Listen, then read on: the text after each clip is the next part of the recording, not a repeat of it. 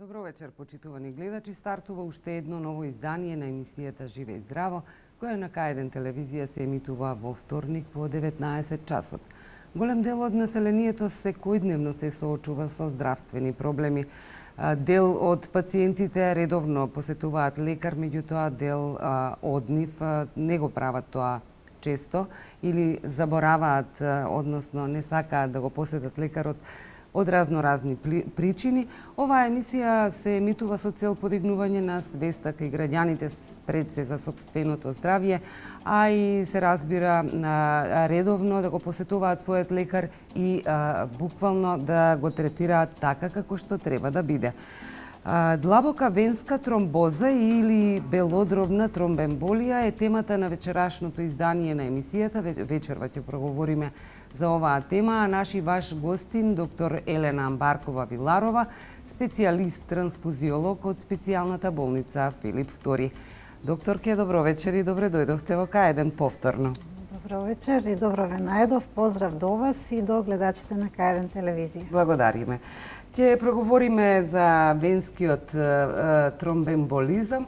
Ајде на самиот почеток, што означува тој и како се формира тромбот во вените? Венски тромбемболизам всушност опфаќа два ентитета, тоа се венските тромбози и белодробната тромбемболија. Затоа со едно име најчесто се среќава затоа што е поврзано и често пати белодробната тромбемболија е компликација на најсериозна компликација на венските тромбози. Прво малку како еден вовет и објаснување до гледачите дека во нашиот организам, во човечкиот организам постојат артерии и вени низ кои што циркулира крвта. Артериите ја изнесуваат крвта од срцето до ткивата, вените ја враќаат, значи крвта од ткивата, од органите до срцето. Тромбози може да се јават и во артериите и во вените, меѓутоа овие тромбози се разликуваат како прво во квалитетот на тромбот, се разликуваат во симптоматологијата и се разликуваат во начинот на третман. Само да напомнам дека артериски тромбози, гледачите најверојатно знаат, тоа се мозочниот инфаркт, најчесто и срцевиот инфаркт, може да настанат артериски тромбози на периферните артерии, на екстремитетите. Меѓутоа тоа нема да биде тема на вечерашнава емисија. Значи ќе зборуваме за венскиот тромбемболизам, односно за тромбозите во вените. Повторно, постојат длабоки вени, постојат површни вени во организмот. Самото име кажува, значи венски формирање на тромб во вената, значи венска тромбоза. Со тоа што значи тромбемболија? Дел од тромбот кој што се формира во вената се откачува и патувајќи низ циркулацијата запира во белодробните артерии и доведува до белодробен инфаркт, кој што често пати е животозагрозувачка компликација и бара итна интервенција. Сега да се вратиме на тоа како се формира тој тромб во вените. Значи, венска тромбоза може да се јави на било која вена во организмот, меѓутоа поради самата анатомија и оптеретувањето најчесто се јавува во вените на долните екстремитети. Значи, претежно ќе зборуваме за симптоматологија на тромбоза на длабоките вени на нозете. За да се формира тромб во вената, главно морат да бидат исполнети три фактори во исто време. Тоа се оштетување на зидот на вената, потоа успорен проток во вената и третиот фактор се означува како хиперкоагулабилност на крвта на пациентот, односно зголемена склоност кон згручување на крвта.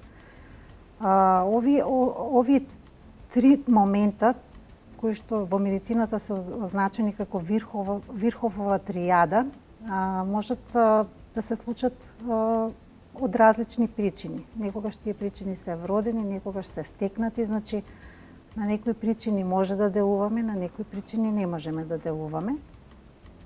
Така да, кога ќе се формира тромбот во вената, за жал тој има тенденција да се шири. Поготово венските тромби има таква тенденција да се шират, најчесто се шират во правец на течењето на крвта, значи можат и доста големи размери да достигнат и како што претходно спомнав, тие крајни делови или опашката на тромбите се откачуваат и може да доведат до белодробна тромбемболија. Така. Колку често се јавува ова заболување кај населението? Дали е секојдневна појава? Ние во Македонија немаме некоја статистика колку е кај нас често, меѓутоа зошто би се разликувале нели од светската статистика? Светската статистика вели дека венскиот тромбоемболизам се јавува на 1 до 2 пациенти на 1000 население. Ако зборуваме за васкуларни заболувања, венскиот тромбоемболизам е на трето место. Значи на прво место се е срцевиот инфаркт, на второ место е мозочниот инфаркт, значи на трето место е венскиот тромбоемболизам. И ако земеме во предвид дека 1/4 од белодробните тромбоемболии завршуваат со нагла смрт, значи сепак станува збор за заболување кое што не треба да се занемари, треба да се, доколку пациентот има симптоматологија, да се помисли веднаш на него. Дури сега се прават истражувања, не кај нас, мислам, во светот, и се смета дека голем број од смртните случаи кои што сметаме дека се на нагла смртност, значи посебно кај повозрасната популација, кои што сметаме дека се од мозочен инфаркт или од срцев инфаркт, всушност причината е белодробна тромбоемболија и дека процентот на причина за смртност кај повозрасната популација голем процент отпаѓа токму на белодробната тромбоемболија. Така да станува збор за едно заболување кое што е релативно често, кое што е поврзано често пати со други заболувања. Меѓутоа, позитивен момент е што кај дел од овие други заболувања кои што можат да доведат до венски тромбоемболизам, тој може да се превенира. Сега постојат плејада на лекови кои што може да се дадат кај пациентот и да се спречи појава на венски тромбоемболизам, што не беше случај пред, да речем, 10-15 години, кога, да речеме, некои рутински операции завршува со неповолен исход за пациентот, значи со смрт точно поради венскиот тромбоемболизам. Така. А каква е симптоматологијата? Како не е да знаеме дека имаме таков проблем? Рековме дека ќе зборуваме главно за длабоките вени на нозете. Обично се јавува оток на екстремитетот, црвенило, болка. За жал, ако така сите венски тромбози така се појават со таква полна клиничка слика, многу лесно ќе се доаѓа до дијагноза. Обично таква клиничка слика имаат тромбозите кога е затворен целиот лумен на крвниот сад. Меѓутоа, многу често тромбот, значи, не го затвора целиот лумен на крвниот сад, така да симптоматологијата е многу дискретна. Може да се јави дискретен оток или некој дискомфорт, болка во ногата, кој што може да не асоцира на други заболувања, на повреди, обично на ортопедски проблеми или проблеми со кожата. И многу често пациентите идат прво со симптоматологија на белодробна тромбоемболија. Така да ретроградно кога правиме доплер на долните екстремитети, откриваме дека всушност има пациентот тромбоза обично во долните екстремитети. Пак ќе кажам, ако се манифестира заболувањето во полна клиничка слика, лесно доаѓаме до дијагноза, меѓутоа доколку ни е нешто сомнително и не ни одговара клиничката слика, секако дека веднаш мора да се направи ултрасонографски преглед или ехо преглед на вените, со кој што со голема сигурност се открива тромбот во нозете.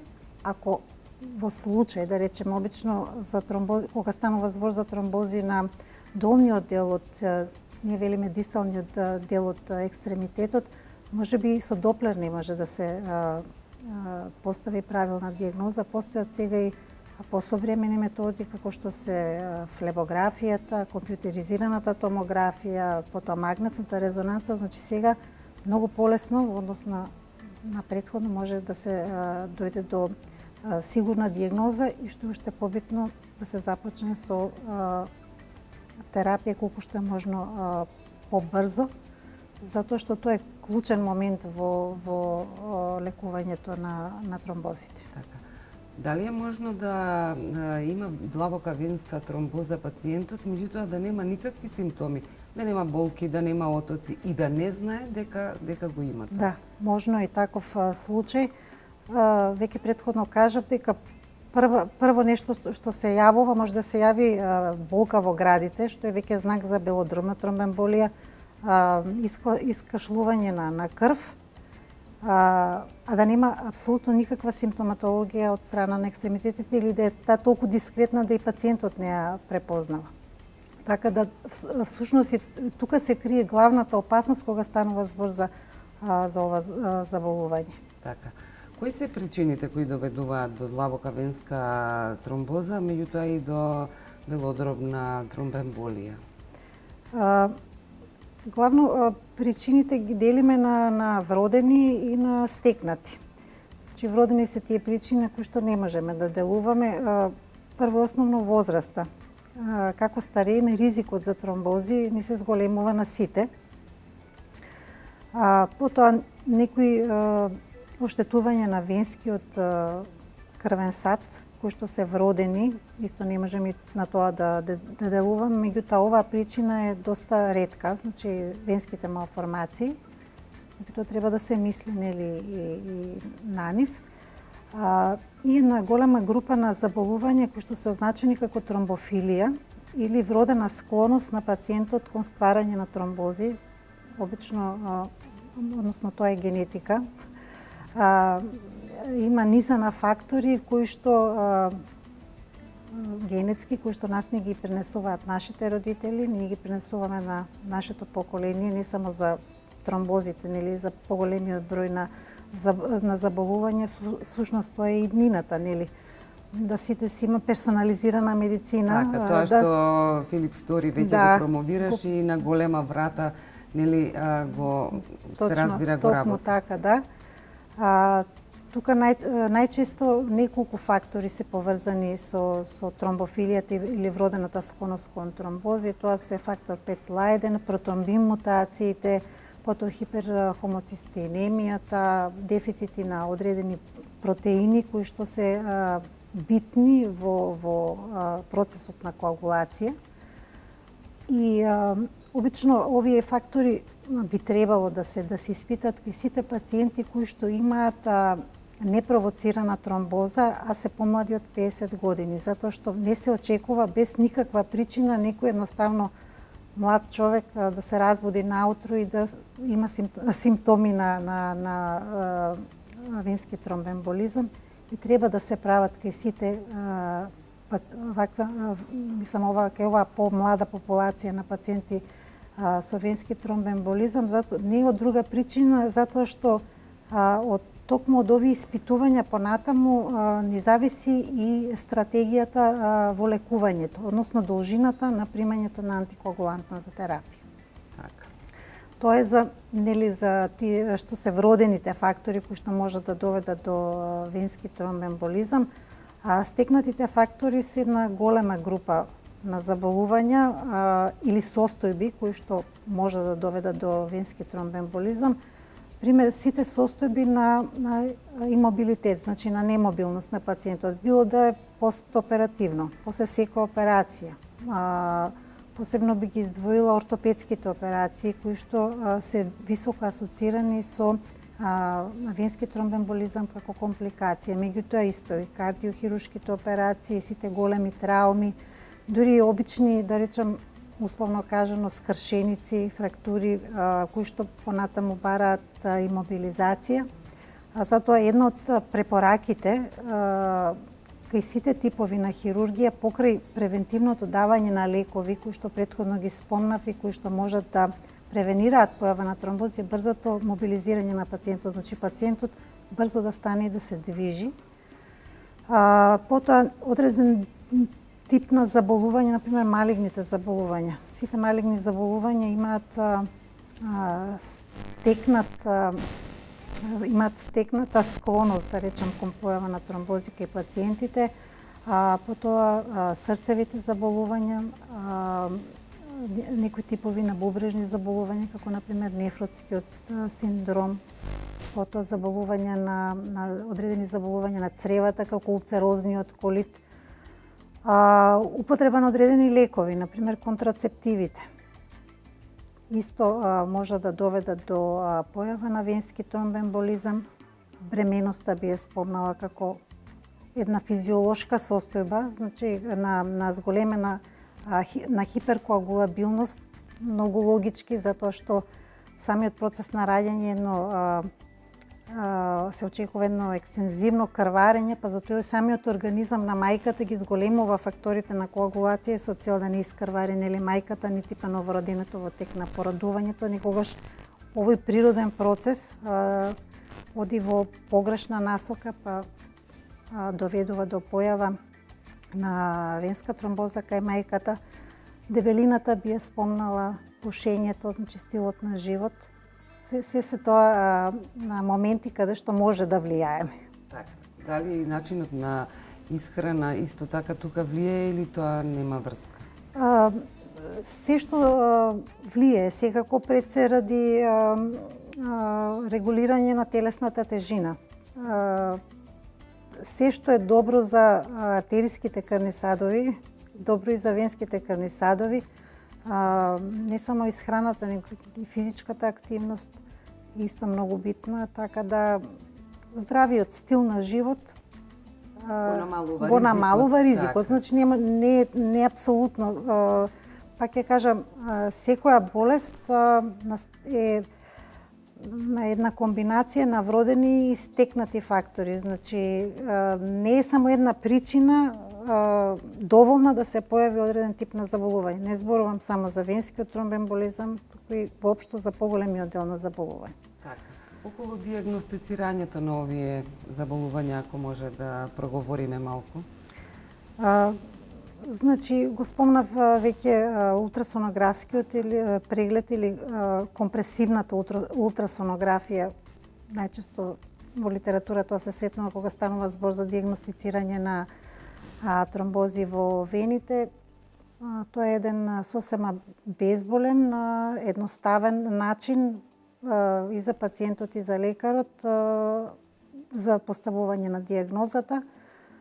И понатаму, секако, ако постои уште, не спомна во претходното излагање, постои еден тест кој што со кој преку крвта може да се исклучи, значи не да се потврди, него да се исклучи венскиот тромбемболизам, тоа е тестот на Д-димери. Доколку овој тест е негативен, со голема сигурност можеме да кажеме дека во моментот пациентот нема венски тромбемболизам. Меѓутоа, доколку е позитивен, во тој случај треба понатамо да одиме на додатни исследувања, како што се ултрасонографскиот преглед или флебографија или компјутеризирана томографија, затоа што овој тест може да биде позитивен и во други состојби. Например, ке воспалителни состојби, во тек на бременоста е физиолошки, значи нормално покачен, потоа во случај на малигни заболувања, така да кога станува збор за венски тромбемболизам, значајно е доколку е овој тест негативен. Така. Дали овој тест може да се направи при обична анализа на крв или треба нешто посебно да се прави? Не, овој тест вообичаено не е рутински тест. Значи прво треба да постои сомнеш дека можеби пациентот има длабока венска тромбоза, па се или прави не е состав на една рутинска анализа на крвта. Околу компликациите, какви се компликации можат да произлезат од овие болести? Веќе неколку пати кажав, за да потенцирам значењето на белодробната тромбемболија, малку околу симптоматологијата на белодробната тромбемболија. Белодробната тромбемболија исто може да биде сосем асимптоматска, значи пациентот да има белодробна тромбемболија, а да нема никакви симптоми. Меѓутоа, вообичаено, ако пациентот има болка во градите, значи искашлување на крв, може да дојде до пат на притисокот, на губење на свест. Во тој случај станува збор за посериозен облик на белодробна тромбемболија. Во овие случаи, значи, апсолутно индицирана хоспитализација на пациентот, затоа што тоа е животозагрозувачка состојба и тоа е најтешка компликација на венските тромбози. Друга компликација, најчеста, не е животозагрозувачка, меѓутоа е многу, како да кажам, го нарушува квалитетот на животот на пациентот, тоа е постфлебитичниот синдром. Како да објаснам наједноставно што значи постфлебитичен синдром? Вообичаено вената која што имала тромбоза, со тек на времето ќе се воспостави циркулација, меѓутоа се оштетува незиниот зид и незините клапи кои што непречено го овозможуваат враќањето на крвта кон срцето. Така да крвта тука застојува, притисокот во вената расте. Како расте притисокот, така излегува течност надвор во околното ткиво, излегуваат оформени елементи од крвта и тука се формира едно хронично воспаление на кожата, кое што понатаму доведува до истанчување на кожата, до незини промени во смисол на пигментација, кафено пребојување, лупење и оваа кожа е лесно подложна на формирање на рани или венски укуси, венски рани, кои што пак ја кажам, значи не се животозагрозувачки, меѓутоа се многу болни. Тоа се рани кои што тешко зараснуваат, значи пациентот мора често да посетува лекар, често се инфицираат, долго време трајат, значи потребни се преврски, дополнителни лекување, пациентот има болки и доколку е тоа помлад пациент, значи нарушен е буквално неговиот нормален начин на живот. Пака и работоспособноста, веројатно. Точно така, да. Така да, за да се превенира појавата на овакви хронични промени, на овој постфлебитичен синдром, вообичаено би требало уште во првиот месец од поставување на дијагнозата на длабока венска тромбоза, на пациентот да му се советува да носи еластична чорапа со определена компресија и значи нема 100% сигурност дека овој постфлебитичен синдром нема да се развие, меѓутоа искуствата покажуваат дека во голем процент може да ја намали веројатноста да се појави оваква промена на кожата. Така. Еве да го заокружиме овој разговор за длабоката венска тромбоза и белодробната тромбемболија со превенција. На кој начин да превенираат пациентите, се разбира, од овие болести? Значи, јас пред превенцијата би кажала малку околу терапијата, затоа што директно од навремената дијагноза и брзото започнување со терапија зависи всушност и какви ќе бидат понатаму промените на вената. Доколку се закасни со терапијата, во тој случај промените на вената се посериозни и компликациите може да бидат нормално посериозни, било да станува збор за белодробна тромбемболија или јавување на постфлебитичниот синдром. најбитен момент во терапијата е антикоагулантната терапија. Понекогаш доколку тромбот го загрозува екстремитетот, значи го затвара целиот лумен на екстремитетот, се зема во предифибринолитичка терапија.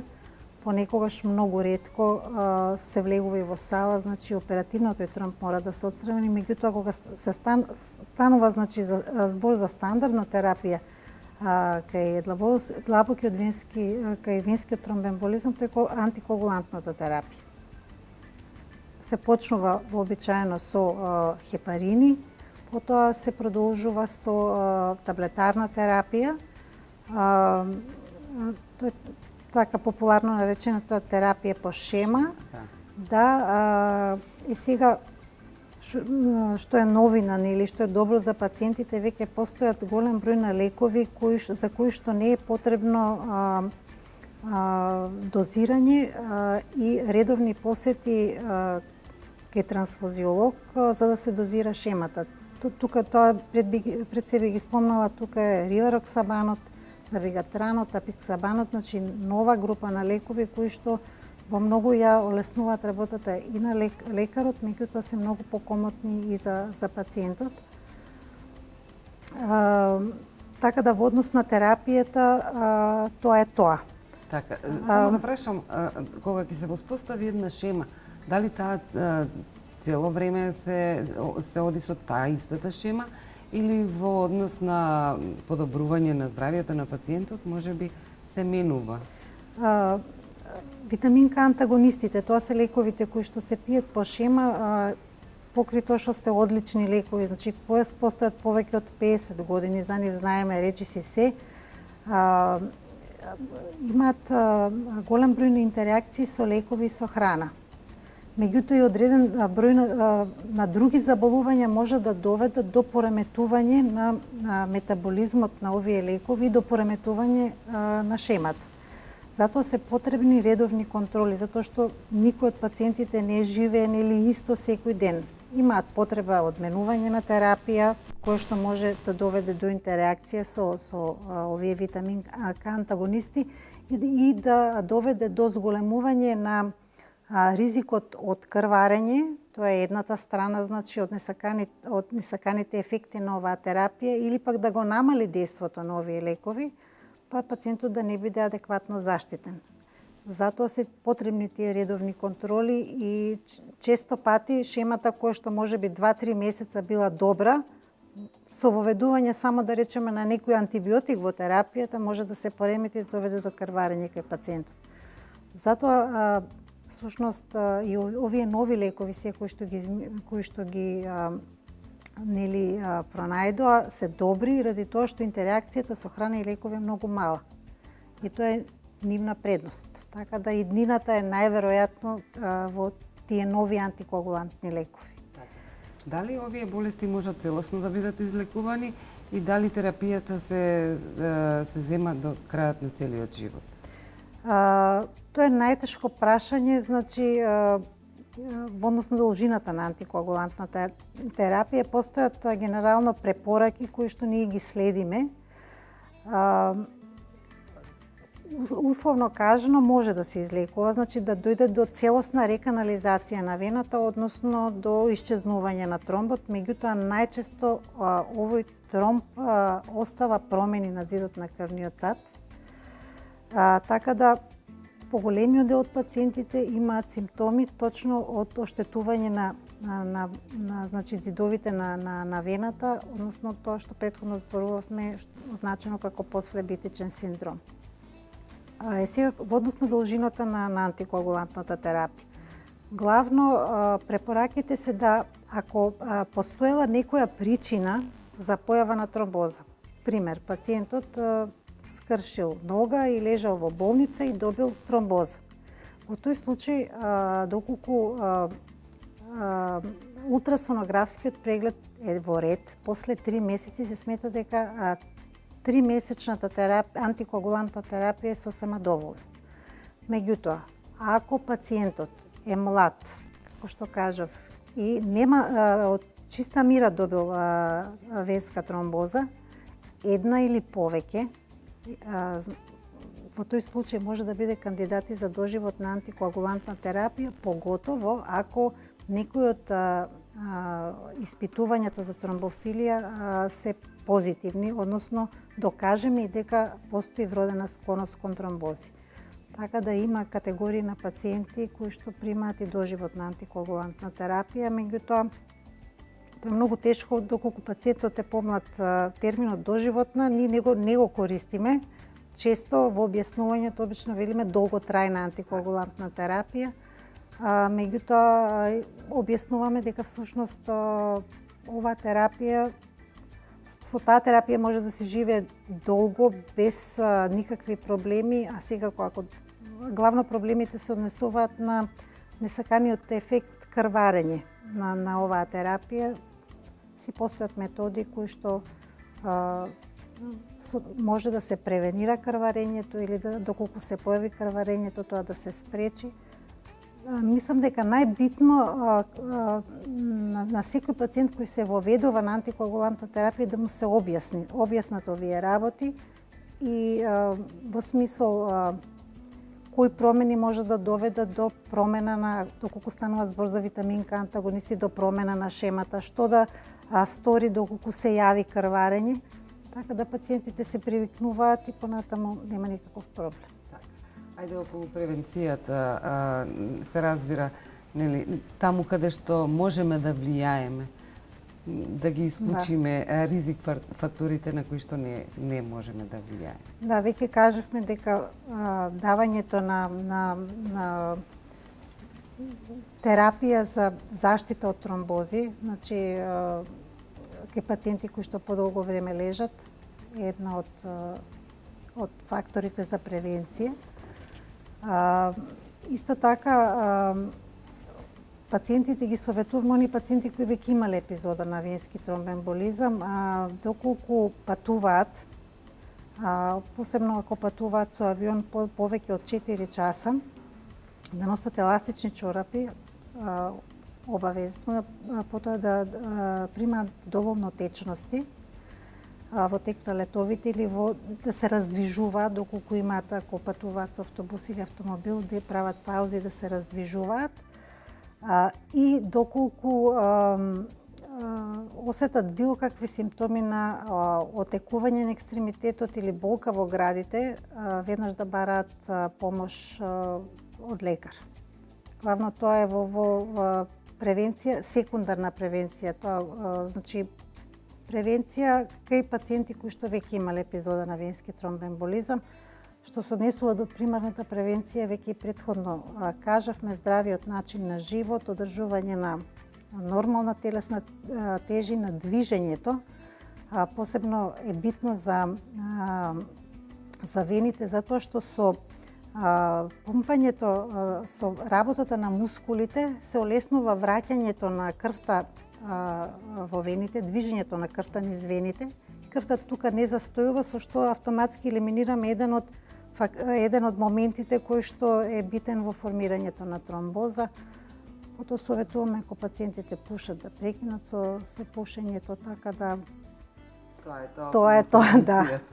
Така, да проговориме и за проширените или, како се вели, варикозни вени. Што представуваат и колку е честа оваа појава? Варикозните вени, сега зборуваме веќе, не зборуваме за длабокиот венски систем, туку за површниот венски систем. Повторно најчесто се јавуваат на долните екстремитети, затоа што вените се, условно кажано, послаби крвни садови во однос на артериите, покрај тоа циркулира крвта обратно од силата на земјината тежест, значи тоа има дополнителен фактор. Ако имаме екстра килограми, значи тоа е уште дополнителен фактор, така да со тек на времето, доколку поготово има пациентот генетска предиспозиција, значи има некој наследен фактор, доведува до нефункционалност на тие клапи внатре кои што се наоѓаат во вените. Повторно слична процедура како кај длабоките вени, крвта почнува да се враќа назад, расте притисокот во вената и доведува до нејзино проширување. Главно Постојат два големи венски системи на долните екстремитети. Тоа е, зборувам за површниот венски систем, тоа е системот на големата сафенска и на малата сафенска вена. И всушност проширените вени се притоки на овие вени. Штом ќе попушти главното стебло на големата или малата сафенска вена, прво се појавуваат проширување на нивните варикозитети и тие се видливи вообичаено. Во некој случај доаѓа и до проширување и до слабости на така наречените перфорантни или комуникантни вени. Тоа се вени кои што ги спојуваат длабокиот и површниот венски систем, кои што исто доведува до слични симптоми. Главно симптомите кај површните вени варираат од естетика па до сериозни проблеми, односно до појава на венски рани. Вообичаено, доколку се естетски, условно кажано за нас лекарите не се интересни во смисол на терапија, меѓутоа има пациенти кои што може им е професијата поврзана, па им е битна естетиката, или помлади пациенти, така да во тој случај има опции на третман и само ако се естетски проблем вените. Меѓутоа многу по-значено е доколку се појават симптоми. Значи симптомите главно се јавува оток, најчесто е тој оток околу глуждот, болки во подколеницата.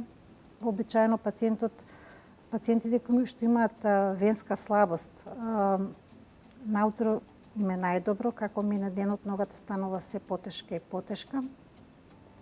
Потоа може да се јават грчеви, вообичаено грчевите се јавуваат ноќно време, мислам оној тип на грчеви кои што се компликација на венската слабост. И повторно од венски проблем, проблемот како мине времето преминува во кожен проблем. Повторно тоа хронично воспаление на кожата, промена на бојата на кожата и исто како и како длабоката вена, појава на венска рана, односно венски укус. Сега, каде се разединува, да речам, терапијата, компаративно длабоките и површните венски болести? Во случај на површна венска слабост, операцијата е терапија од избор. И сите пациенти кои што имаат венска слабост и веќе пројавуваат промени на кожата, им советуваме да се оперираат со цел да се превенира, значи да се појавата на венската рана, затоа што промените на кожата се трајни. Значи ако се појави венска рана, и во тој случај се препорачува операција, со цел да се намали честотата на јавување на овие рани, а меѓутоа не може да се елиминира појавата на рани. Затоа е многу битно на пациентот да му се советува навремено да се направи таа операција. Така. Колку мажите, а колку жените најчесто заболуваат од проширени вени или варикозни вени? Кои повеќе? Повеќе жените, да, за разлика од венскиот тромбоемболизам, каде што е ситуацијата иста, повеќе патат жените од варикозни вени. А зошто е тоа така? Прво, хормоните се во прашање. Вообичаено жените кои што генетиката е на прво место, нели? Меѓутоа и жените кои што имаат генетска предиспозиција обично имаат влошување на симптомите во тек на бременост. Делумно, пак ќе кажам, ради хормоните, делумно ради притисокот на плодот, нели, отежнатото венско враќање. Така да жените дефинитивно, не само жените, то овде може да кажеме дека венската слабост на површните вени или варикозните вени е професионално заболување. Значи, обично на професии кои подолго време стојат, како што се професори, фризери. Така да би требало, дури и некогаш овие професии да немаат генска предиспозиција, ако пример имаат зголемена телесна тежина, може да пројават симптоми на хронична венска слабост и често пати им советуваме превентивно да носат компресивна терапија или еластични чорапи со цел да го спречат појавувањето на проширени вени. Така. Колку е честа оваа појава конкретно, ако немате податоци за Македонија, општо во светот? Се смета дека некаде можеби 30% од популацијата има проблеми со површниот венски систем и дека овој процент се повеќе и повеќе се зголемува најверојатно поради тоа што поготово во Америка проблем број 1 е обезноста, односно дебелината. Така. Затоа што и луѓе кои што немаат генетска предиспозиција се гојазни, се дебели, пак ќе кажам, поради тоа што вените се слаби крвни садови, имаат хронична венска слабост, кое што ако навреме не обратат внимание да намала телесната тежина, може да доведе точно и до појава на венски укуси. Така да многу често и кај нас пациенти кои што се гојазни имаат знаци на венска слабост. Во некои случаи дури немаат видливи проширени вени, меѓутоа имаат слабост на тие перфорантни или комуникантни вени. Така да дефинитивно дебелината, односно намалување на телесната тежина се советува кај сите пациенти кои што имаат проблеми со вените и навистина во тек на моето искуство навистина видено неверојатни подобрувања на клиничката слика кај пациентот само со намалување на телесната тежина. Дури пациентите се сами зачудени колку им се олеснуваат и симптомите само со условно кажано едноставно губење на 20-30 килограми, што за нив сигурно е многу тешко. Инаку нашата популација во принцип кога повеќе сака да прима лекови во однос на тоа што ние го велиме хигиено-диететски режим. Кога станува збор за хроничната венска слабост, лековите многу не ни вршат работа. Многу повеќе ни врши хигиено-диететскиот режим, значи намалување на телесната тежина, движење, носење на еластични чорапи во однос на лековите. Постојат нормални лекови кои што не ја лечат венската слабост, туку само ги олеснуваат симптомите кај пациентот. Така. Следното моје прашање беше околу тоа како се лекува, освен нели кога пациентот треба да намали од килажата. Какви лекарства најчесто се препишуваат и колку време ги примаат пациентите?